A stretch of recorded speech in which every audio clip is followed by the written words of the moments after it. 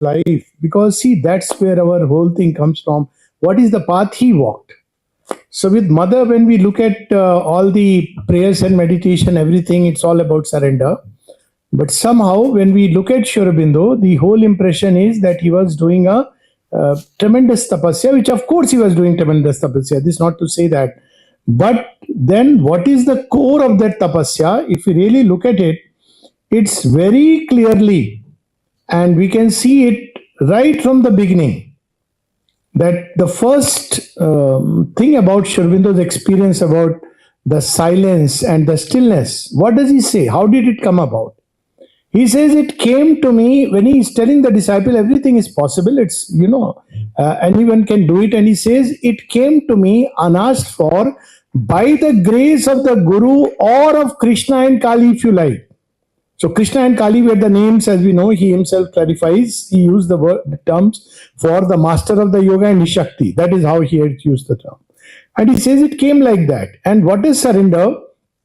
That even the yogi Vishnu Bhaskar Lele could not understand what has happened to him. So then Sri Aurobindo asked him that everything has become still. How will I go and give talks and speeches? Because after that he has gone and given speeches. Later on he wrote so much. So he says, can you surrender yourself to the divine in your heart? He said, yes. He said, that's all is required. You go there, do pranam to the divine inside and divine in everybody, and then you speak. So actually, Sri Aurobindo, it's the thing that Sri Aurobindo himself has followed, and the mother speaks about it, about the two paths of yoga that one can take. One is, of course, tapasya, where one tries by one's own effort. Nothing wrong, and it's a good thing to try and reach a point. The problem is that human effort is very, very limited. We don't realize it because it's inbuilt within us. We don't realize it till we meet a wall. And when we meet a wall, that's the time some people go on like, no, I will do it my way. It's not that divine takes offense. He says, all right, I'll support you from behind. So it's not like surrender me, now the divine will act. If I am doing it by my own effort, divine will say, no. He has not surrendered to me. We should be very clear. Always it is the divine grace which acts. Even when one feels that it's my own effort, I'll do it my way, he takes no offense because for him there is no other.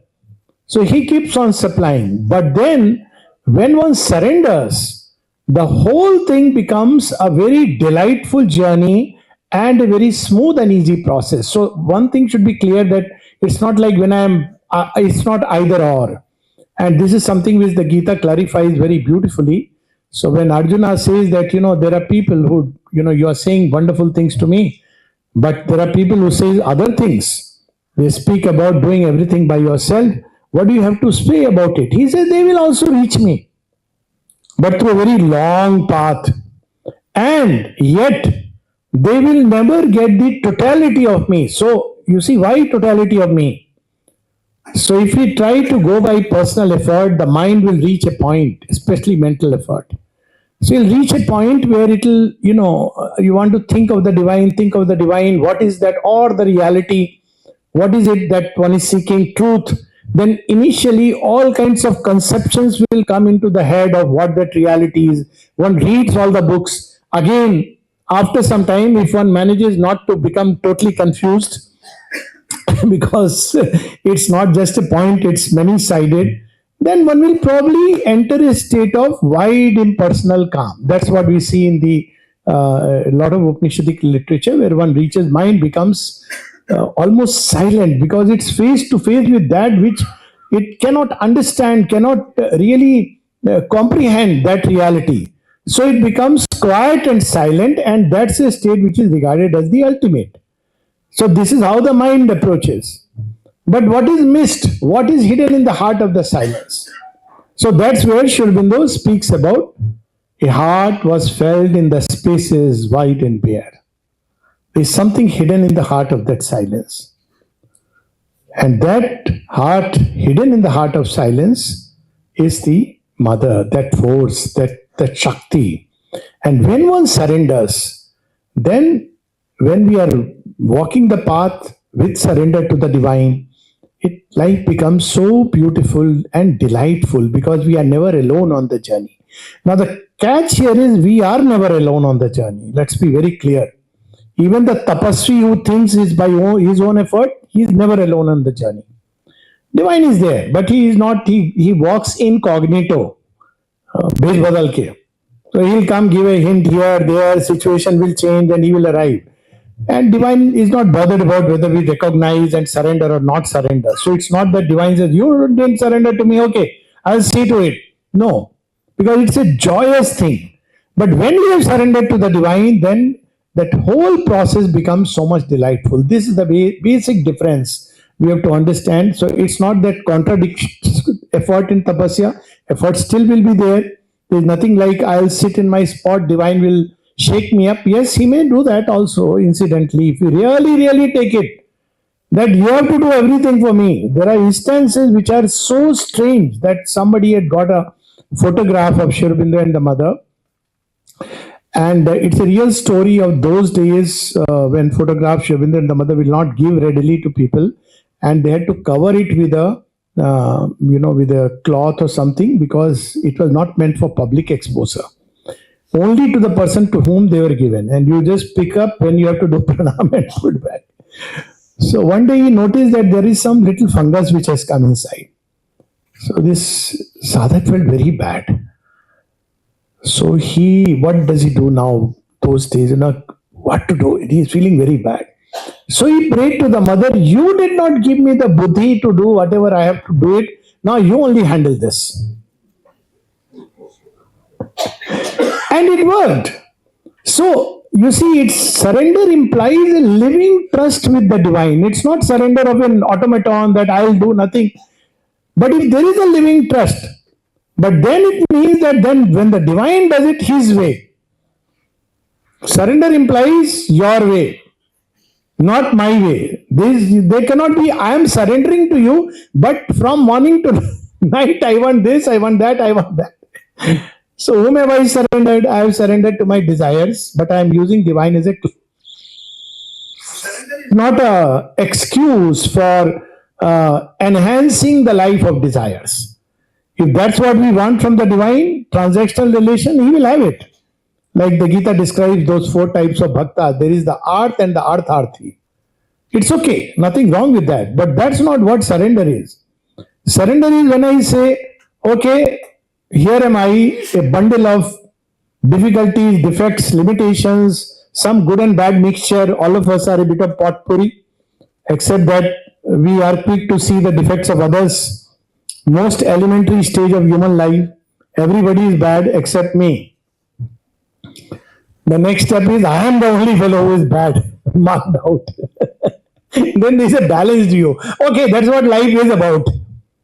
So surrender starts with that here am I, a bundle of everything, not to hide anything. A child doesn't hide from the mother what the child is. He doesn't become a sadhu bacha. So that's why somebody was telling me, I was asked, today's dress code seems to be blue. So many of us are randomly wearing blue. So I was told tomorrow's dress code is white. I said, don't say white because inner should be white.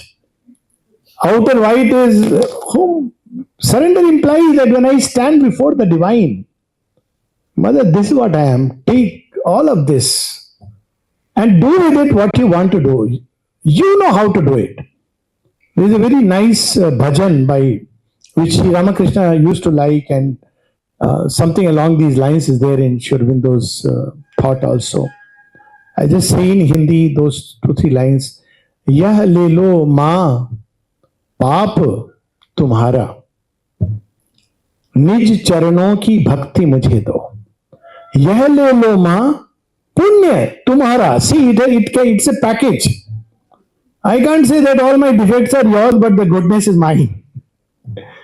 Because even that is a limitation. See, that's the beauty of the Gita starts with surrender. It's not like my problems are my, somebody else's. Also, this is a limited way. All my thought, very often people ask, systems and schools of thought in which human mind is caught, how to get free of it. So, there is a Buddhist way, there are several ways. So, my take is if you surrender, you will get rid of all of this. Because then you cannot claim anything as your own. You cannot hold on to a way of thinking and say, this is me. Because there is no you, there is only the Divine Mother. There is no place for two persons in love. As a famous poet says, that's what surrender means. जब मैं था तब हरि नहीं, जब हरि तब मैं नाही. प्रेम गली अति सांकरी, सांकरी is narrow. तामे दो न समाही. You cannot have both. So surrender implies all this. It means that saying that, well, this ego on which, I gloated and bloated so much, now it's placed at your feet. What you want to do with it?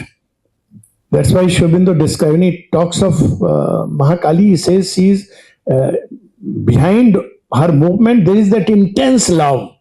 So what is that love which can slay she slays the ego. So surrender implies that now you do with me what you want to do. So there cannot be surrender without trust.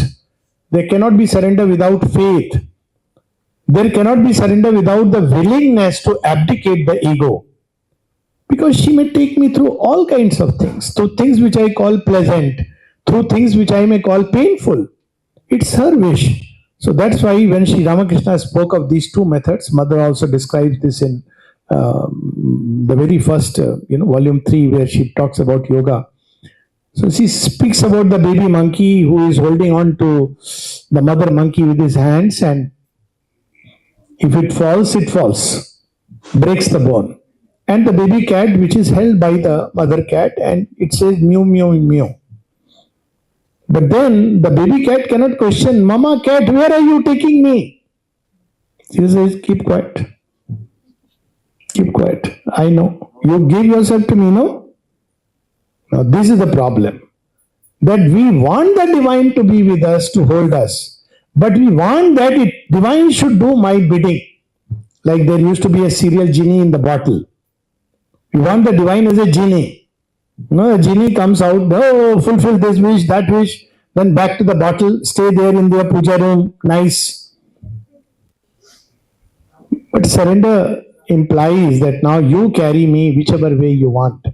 So there is this letter of Sri Aurobindo, in fact, number of letters which are very illustrative. All can be done by the divine. The heart and nature purified. See, is the super rain ki chamatkar. Divine super rain. But then what happens when a child tells his mother, when he comes back, soiled clothes, soiled, mother may initially say, see, but then what will she do next? She will never abandon the child. She'll take off your clothes, throw them, come to the bathroom. Little child, huh? So then she will go, put you in the shower, and she is scrubbing the body. What is the child's response? You're a bad mother. Because he doesn't want that. Will the mother listen? No. After some time, she's already cooked a nice meal for the child. When he comes out, when the meal is given, the child says, oh, Mama, you're the bestest mama in the world.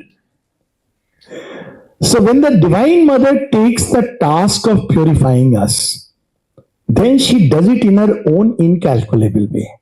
So one should be prepared for that. The story of Narad. One day he got because he is always interchanging himself with human beings, no? Up and down, messenger. So he got contaminated and he goes up and tells Lord Vishnu, आजकल शादी का season चल रहा है. He says, okay, so what? You're a brahmachari or leaving, sir. मेरा भी थोड़ा सा मन है, थोड़ा शादी करके देखना है. What is this marriage? Must be something very happy. He says, okay, do as you wish. He said, no, but who will marry me like this? थोड़ा कुछ राजकुमार जैसा कुछ make me, very pleasant and agreeable. I want to go there. I have your permission. He said, go. Anyway, your free will. Surrender is an act of free will. It's not a compulsion. Then it's not surrender. So he goes and everybody laughs at him. Because actually the Lord gave him the face of a monkey. That's when he gives the famous shrap that, this face will save you one day. That's how the story goes. Because he didn't realize that he thought that Lord has given him a beautiful face.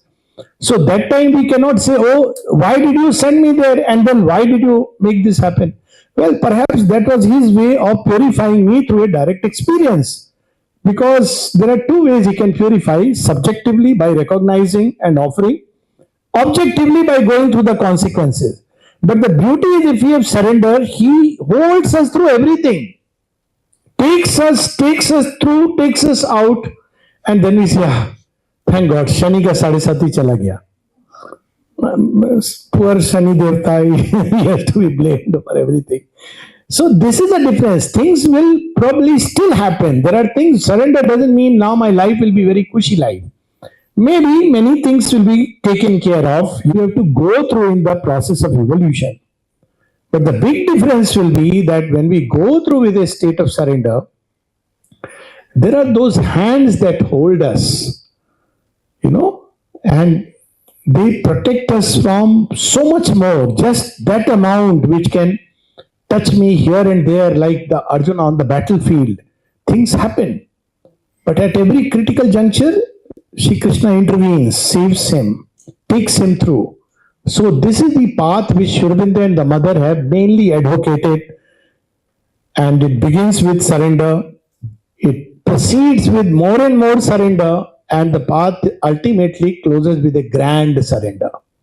And this surrender is a free will's gift. If there is a compulsion, if there is fear, if you don't turn towards Mother and Sri Aurobindo, you know what? You will be damned into hell. That's not surrender. Divine does not put a gun on our head and ask us to surrender. What kind of surrender would that be? It should be joyous. It's an act of love and trust.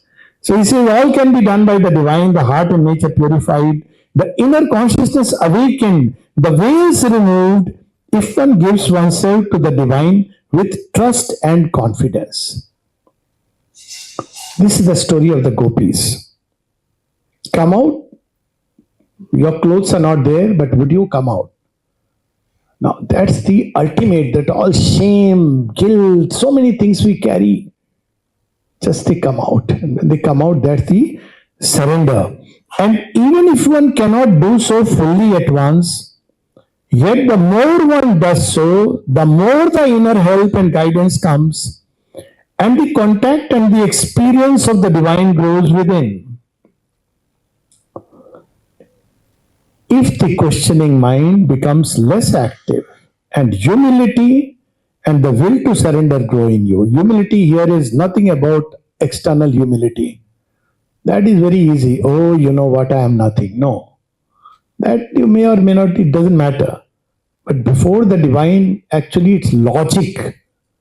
What can we think of ourselves in front of that infinity? See, Singapore President C.S. Nair, when he went to the mother, somebody told him that meet her, and then he is thinking, what will I tell her?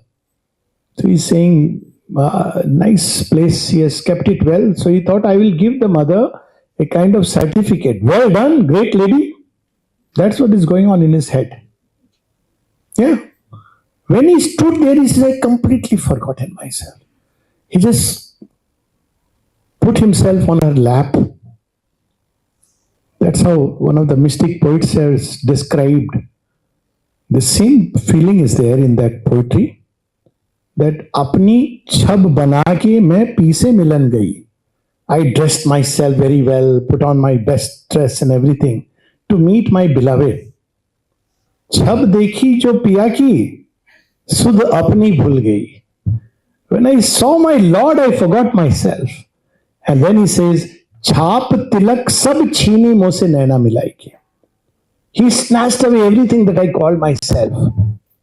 Everything on which I gloated that this is me. That is part of the journey. If we are not willing to leave the old identities, the old things, in the Jnana Yoga, we will do it in a very technical way. I am not this body, I am not this vital, I am not this mind. Long process, neti, neti, neti. When you go to the Divine Mother, you say, You call this yourself? Come. She will snatch these identities. And it's so rapid. They fall off before the divine. So that's what he's reminding us, that all this can be done, but there should be humility and the will to surrender grow in you. This ought to be perfectly possible. And then he writes, no other strength and tapasya are then needed but this alone. So Niruddha asked him, sir, you have said, because Sri Aurobindo has written so much, no? So at one point he says, all that you need to know is that there is a soul within and grace above. So Niruddha says, oh really? Really? All that you need to know? He says, yes. He says, you really mean, then Sri Aurobindo says that, haven't I endorsed about the baby cat?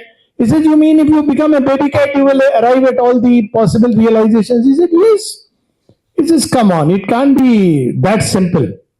He is a beautiful correspondence with Niruddha. He says, Sri Aurobindo says, then you must be knowing more than me and Sri Ramakrishna.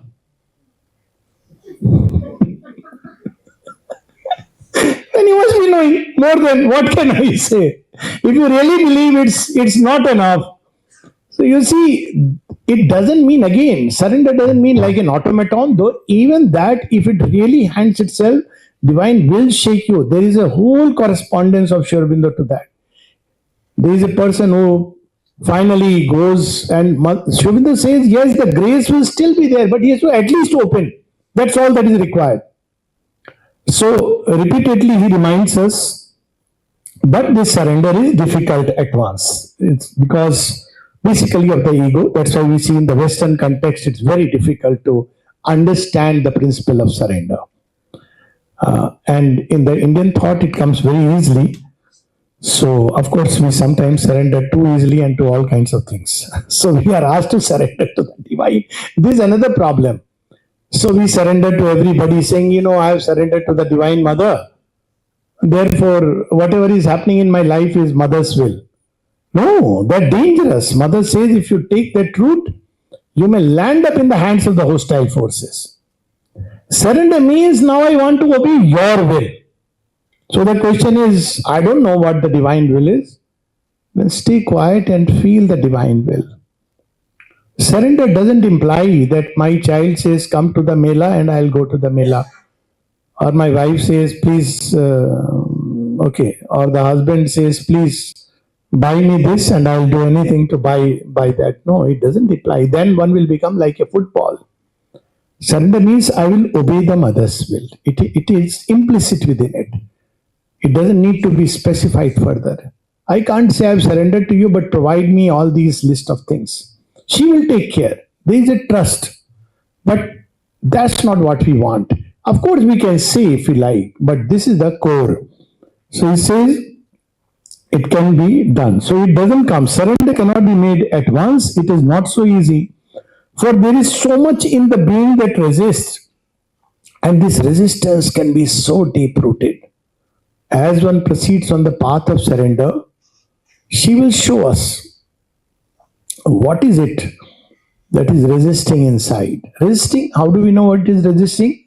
Means we are refused. We can see that this needs to change, but we are refusing to do anything about it. We can see that this is not something which is consistent with, being a child of the Divine Mother, but that resistance will be there. But then if we keep on offering, she will take it away. She has her ways and means which baffle the human intelligence. Going into that is a story. It is the same with becoming an instrument. If one has the will and calls on the mother and opens oneself as much as possible to her, then gradually these things develop in the nature. So it's basically keep opening to the mother like this. Now Mike is there, when it came. So if it has to become an instrument for this work. So if it starts jumping, if it starts correcting, if it says, sir, hold on, you have to quote correctly, or there is a problem here, then it's not an instrument. It means to become like a plastic, docile something in the hands of the divine. not in the hands of the world, not in the hands of mother-in-law, not in the hands of, okay, both ways mother-in-law apply, okay, not in the hands of husband or wife or child, hands of the divine mother. That's how one learns from Sudarshan Chakra, no? When Shri Krishna says go, it goes. But the moment he says come back, even it's about to strike, it will come back, like the story of Rukmi. It doesn't say, but you sent me, I must take that last step. The story of Rukmi, where Shri Krishna calls it back, right at the edge. So that means plasticity. That what you want me to do, I'll do. And this has been well known in India. Great mystics have spoken about it. And there was Rishabh Chandji's, whose biography is so wonderful. Sri Aurobindo is life unique. And we know that the first assignment he got from the mother when he joined the ashram was kill the bugs. He is a Jain. We all come with that idea. Sometimes people ask, in the ashram, why don't have that narikel, breaking? So why don't we have that, all these things which are in tradition? So my answer is because narikel breaking is easy. Mother wants to break your head. You're ready for it. So you see, these ideas come in the path. This is just one example. Many such things will come. So Rishabh Chandji was writing a letter. He was so happy. Oh, I have become an ashram inmate. This before the mother's assignment comes. He says, mother, I am so happy you have accepted me. And then this mother's assignment comes. You have to kill the bugs in the court, in furniture department. So, he is very, if you read his writings, quite an intellectually developed person. He is given the task of killing bugs, furniture department. So he kept that letter behind and writes to Sri Aurobindo now another letter. I think mother doesn't know she is from the western part of the world, that I am a Jain and I am not supposed to. I am not supposed to do this. Sri Aurobindo's reply, whatever work the mother gives you, accept it. With trust and surrender, it is what is best for you. There are so many instances in the ashram. Ved Prakashji was in the dining room. He was a professor of economics. And he was given the task to work in the dining room. And people asked him, oh, I think mother doesn't know. You must tell her that, you are a big professor in the economics and so and so. And what is this work you are doing here? It's underutilization of your capacities. So he said, no, mother knows what is best for me. And this is the place where economics are most needed. This is the way, you see, all our mental ideas, which we are carrying around like a burden. There is a line in Savitri, man lifted up the burden of his fate. Because we carry that burden. So this word surrender implies that I am willing to accept whatever you give me and I am ready for it. So what happens when we see these difficulties? The sadhak has then to observe them and detach himself from them, reject them from his nature and overcome. This may take a very long time, but it has to be done. So, and then,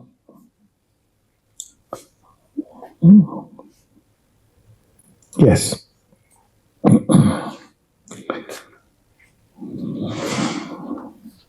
For such a taking up involves one's putting oneself in the hands of the divine rather than trusting to one's own efforts alone. And it implies one's putting one's trust and confidence in the divine and progressive self-giving. So basically what happens that in the beginning, okay, I'll just complete this. It is, I suppose, what Ramakrishna meant by the method of the baby cat in his image. The core of this inner surrender is trust and confidence in the divine. One takes the attitude, I want the divine and nothing else. I do not know why you should think that you can be asked to give up that. So some people have this idea that even this aspiration I have to give up.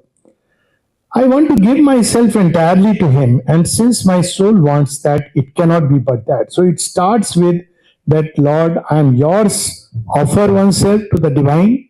I am yours, and I don't understand anything. You have written such wonderful works, but I can't read English. I can't read Telugu.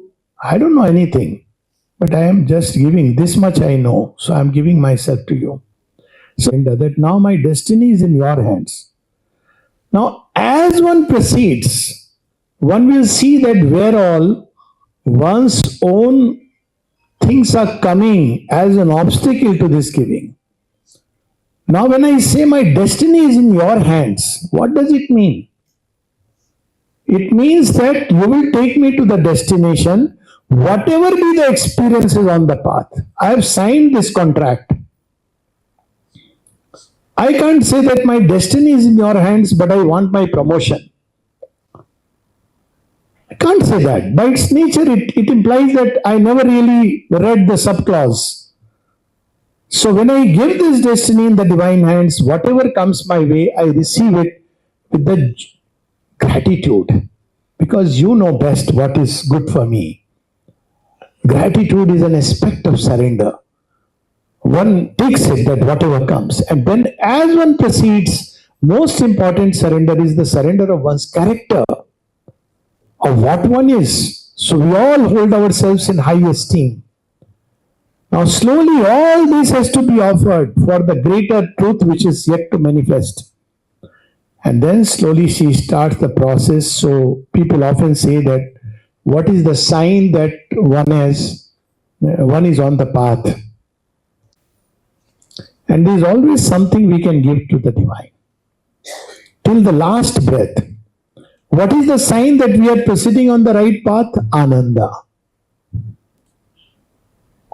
Each ego and desire movement is like a little restriction which stifles us. And if we look closely, we'll see that all depression, all feelings of despondency, even despair on the path, and all this is because something within me is still resisting. It wants even this, that when I will arrive, how much time it will take, all this has to be completely surrendered at the feet of the divine. Let her decide what, when, where. There is only one thing, that what is it that I have not yet given to the mother. And if we proceed like that, then this detailed surrender goes to a point where all of our being, all we have. Now, one is, I will leave everything and walk away. That means it was mine. See the fallacy of this attitude. I will leave my wife and walk away. That's not tapasya. That is a outer freedom you are seeking, giving it a nice cover. So there was a person whom I met, he said, I have left my wife and 6 children and I am doing sadhana. I said, you are not doing sadhana. I met him in the ashram. Your wife is doing sadhana. You are only enjoying life in the ashram. That's easy. That's not you're leaving things externally. But try living one day that this lady whom I call my wife, this person whom I call my husband, is mother's child. See how the behavior changes. This person with whom I am interacting every day, whose face I don't like to see, is also mother's child. See how things will change. To live with this idea that I belong to mother and all the things in my life, the people in my life, the work I am doing, everything belongs to mother. Just this thought, forget about doing it, just this thought, it belongs to mother, it's not mine. Today she has given it to me, tomorrow she may take away. All this wealth that has come belongs to the mother. I am using it today in a certain way, it's her thing, I should use it the best possible way as I feel deeply inspired, moved by her. But tomorrow it may not be there, it's fine. So it's to live literally like a trustee, owning nothing, claiming nothing, wanting nothing. Because one is nothing. Can't even say that I am someone or this one, because there's only one identity, and that is of the child of the Divine Mother. All other identities automatically will melt away. See, the same thing with the path of tapasya takes so long, because one has to keep saying, I am not this, I am not that, I am not this, I am not that. Still, it is the I which is saying, I am not this, I am not that. But here, the moment you take this attitude, everything goes very smoothly and happily. And the last few passages. All for him and myself for him. It's such a joy, to be in the service of the divine, that I am his. Just even to think that I belong to the divine. And my entire being is meant for his use, for his joy, for his purpose. Just think, we are thinking of enjoying things in life for one moment. If you take this attitude, you enjoy me, Lord, as you wish. Just imagine what it means. Just to tell this from the heart with that bhava. I am at your feet. You do with me what you want. I will keep to this aspiration in self-giving and go on in perfect reliance that it will be done.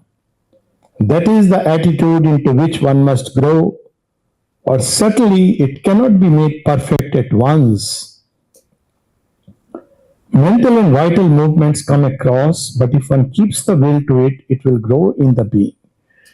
How did Sri Aurobindo himself proceed on the path? Those letters, where he writes, I know God will provide, because there were days, for weeks, months, when he would not get, they were not sure whether the next meal will be there or not. And he says, I know God will provide, but he has contracted the bad habit of providing at the last moment. If one wants to understand surrender, read Tales of Prison Life. One will understand the entire yoga. That is his first ashram, where he gets for 1 year only that 3 varieties of khichdi. And he sees in it 3 types of Brahman. White khichdi, Shuddha Brahman. Yellow khichdi, Brahman with his Shakti. And with a little bit of greens put into it, Brahman with manifestation. And when you read it, that's what is surrender. Surrender is, and one has to go through. It's a constantly ongoing process. Somebody once told Mother, we have finished that surrender. Now you tell us something else. Mother says, oh, you have finished. You have not even started, my child.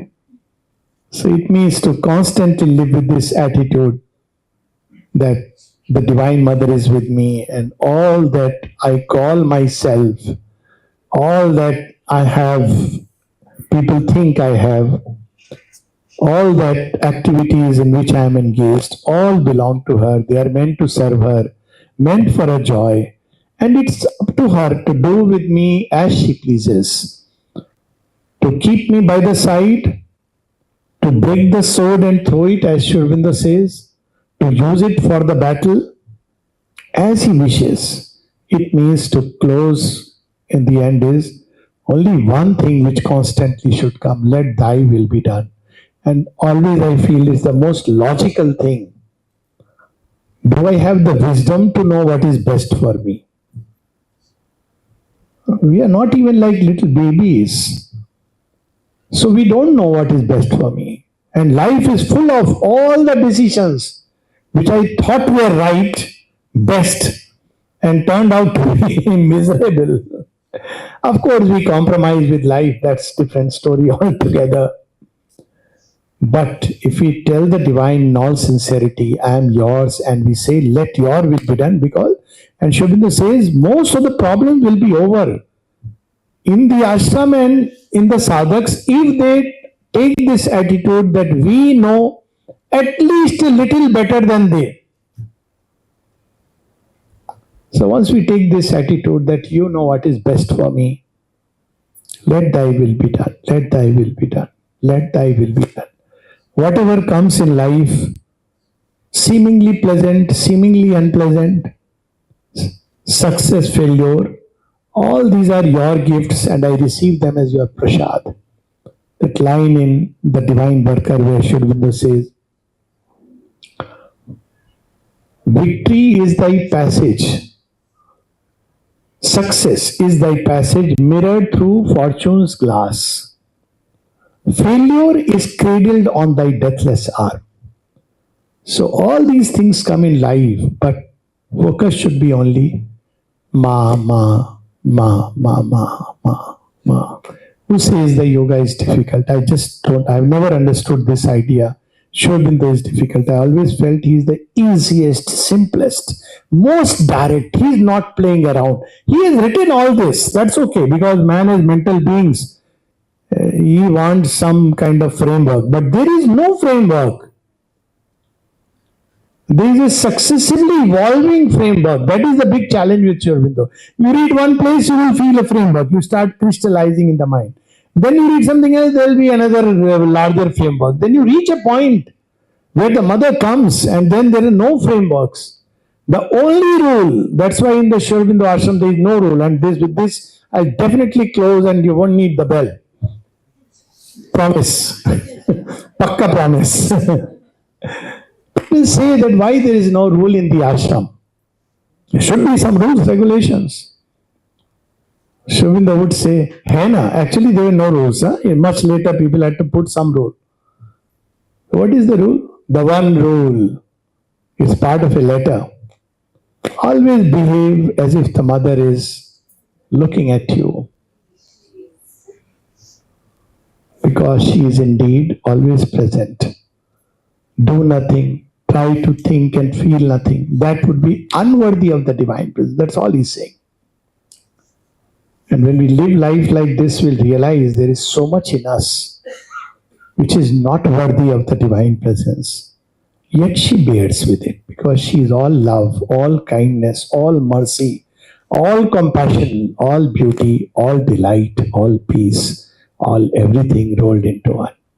This is Sri Aurobindo's yoga. Wonderfully easy, simple, if we get it from the heart. Extremely difficult if you try to catch it with the mind. Because the whole cosmos is there and beyond the cosmos. Okay. Jai Ma. Sharp time. Yeah. Okay.